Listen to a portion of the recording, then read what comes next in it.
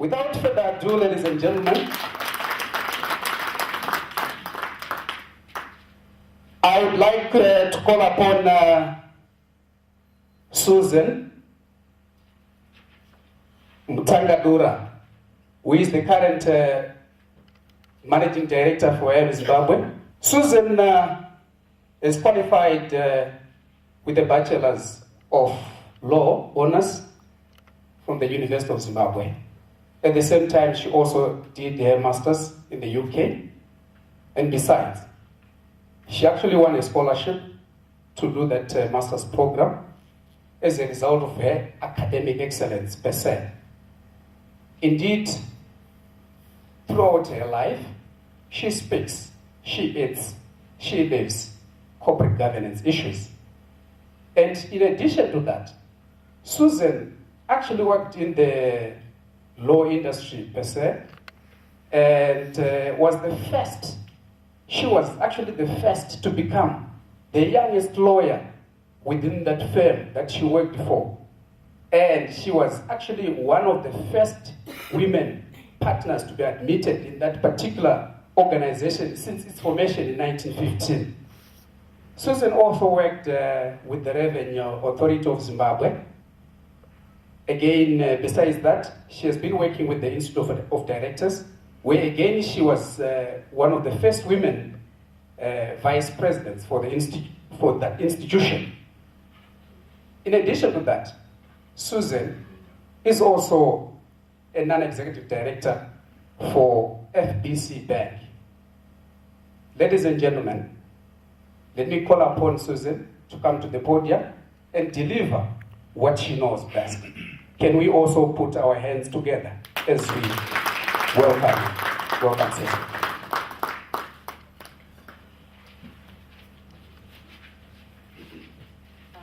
It's a very good morning. Am I projecting okay? Can you hear me at the back? All right. Thank you for that introduction. I almost didn't recognize the person you were talking about. And the challenge I have is that I was hoping to convince everybody in this room that I am 21, but when you read that history, it becomes unconvincing. Just let me say thank you very much for the opportunity and the invitation to come and speak with you today.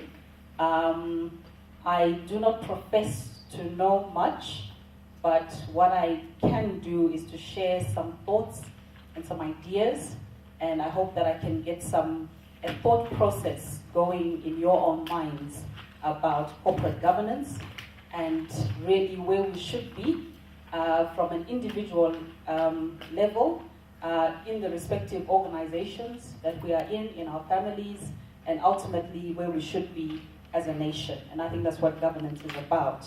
Your program says I should speak about managing under pressure and corporate governance. Now, when I looked at that, I figured I would need a whole day to speak about the two aspects. And then I also realized that for anybody who was in Zimbabwe 2008 and 2009, we can all give our own presentations on managing under pressure. So you already know that bit. So I decided I'll stick with the corporate governance. Now, I've got on the wall, it's a very long sort of like quotation from Arthur Levitt, who is the former chairperson of the U.S. Securities and Exchange Commission.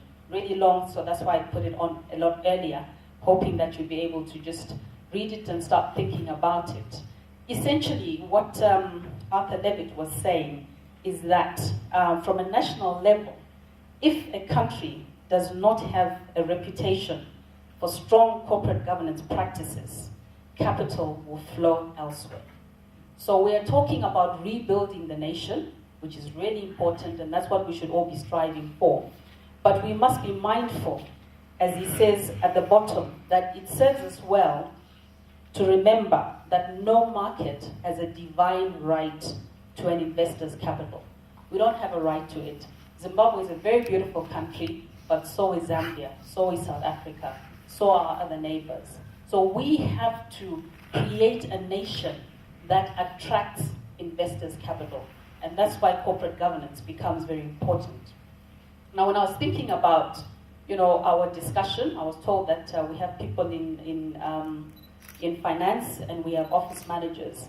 And I think that, we are the right people to drive governance issues. Office managers, you're very important because you're an important stakeholders.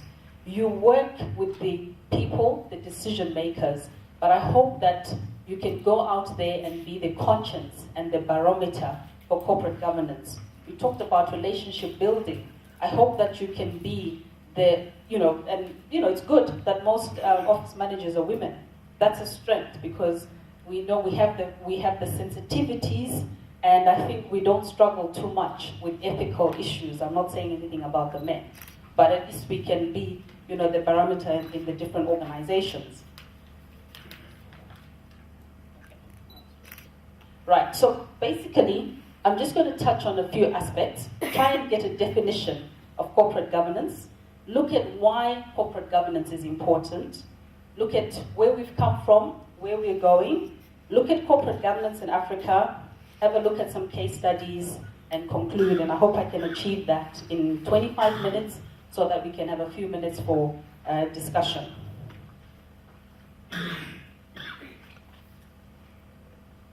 Keep going in the wrong direction.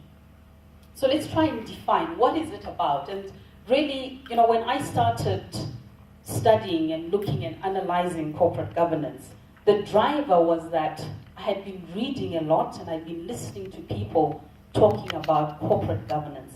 And I tried to figure out what it is. And that's really what got me interested. What is it about corporate governance? What is the big deal? What are we trying to say? So I thought, I would start from where I started and say that the truth is that corporate governance is a very, very complex matter. Multifaceted.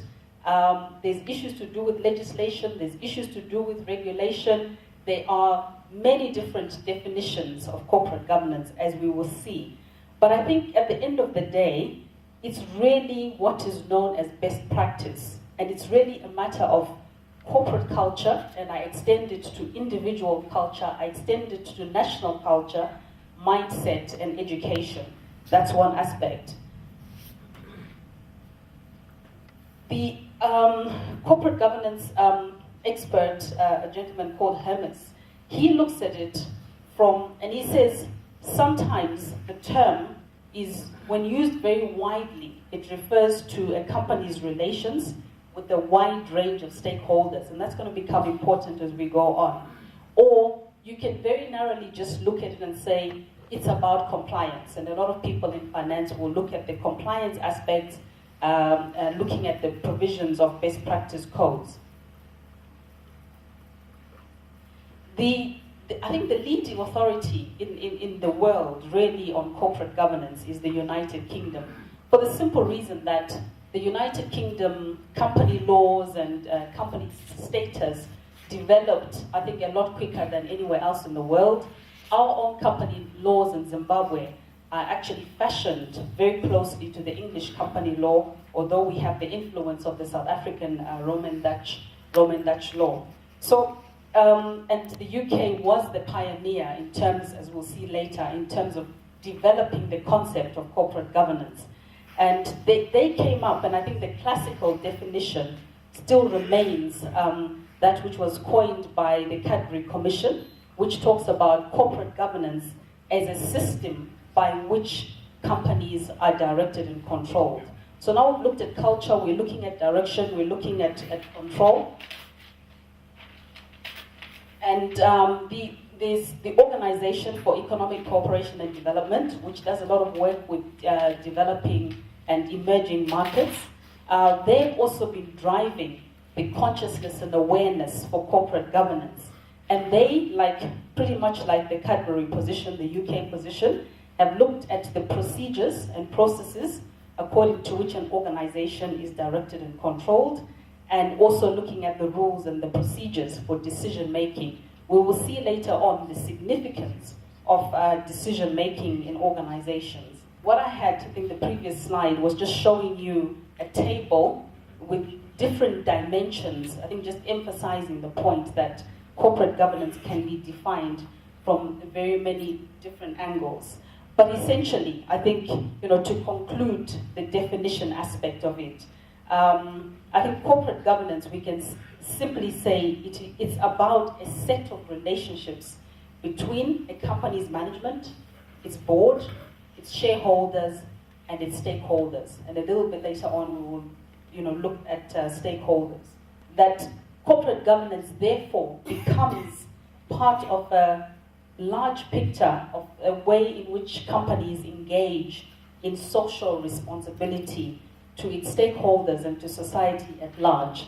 And corporate governance becomes part of that larger picture, which if we could have seen, you would have seen the diagram, where you've got the companies in the middle, but around it is issues to do with labor rights, issues to do with human rights, issues to do with environment, philanthropy, and ethical business practices. So the question becomes, why corporate governance? What does it matter, and why should it matter?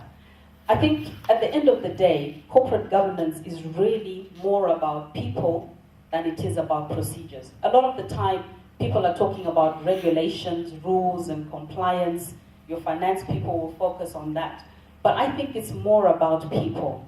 It's about professional bodies, and I'm glad that I was invited to speak today, because I think professional bodies like yourselves should be ensuring that there are enough people with the professional knowledge and skills to ensure that common sense governance prevails in society and not just the regulation aspect of it.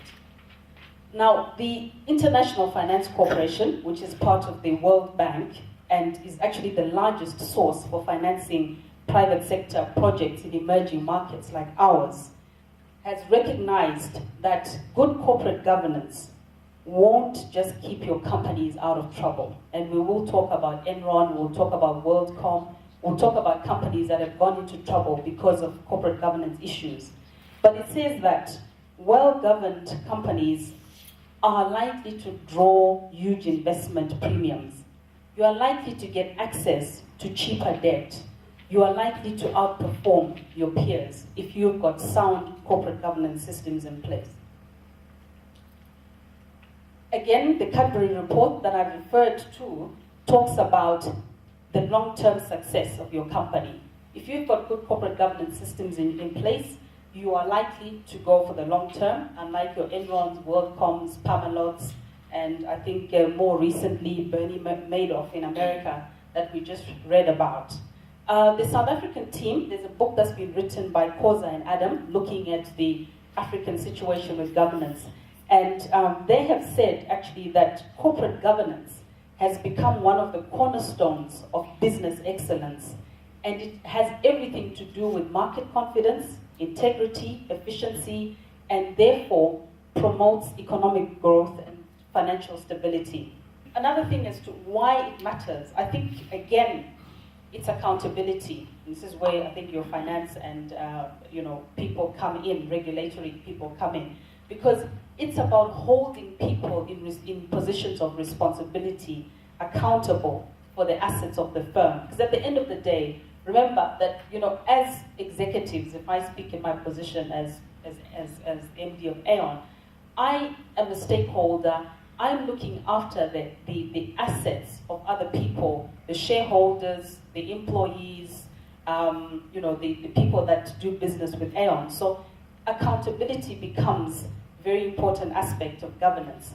In fact, there's McKinsey, which does a lot of research at a global level, found that 80% of institutional investors would pay a premium for a well-governed company.